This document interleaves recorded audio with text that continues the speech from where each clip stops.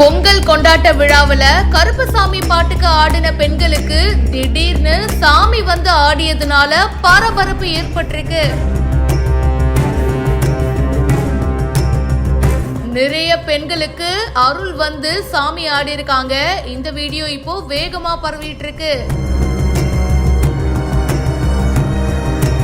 மதுரை வீரகனூர் சுற்றுச்சாலை பகுதியில் அமைஞ்சிருக்கிற வேலம்மாள் மருத்துவ கல்லூரி வளாகத்துல பொங்கல் தின விழா ரொம்ப விமர்சையா கொண்டாடப்பட்டிருக்கு. தமிழர்களுடைய மரபு சார்ந்த கிராமிய பாடல்களும் கலை நிகழ்ச்சிகளும் நடத்தப்பட்ட நிலையில விழாவோட ஒரு பகுதியா பாத்தீங்கன்னா கருப்பசாமி பாடல் வந்து பாடியிருக்காங்க.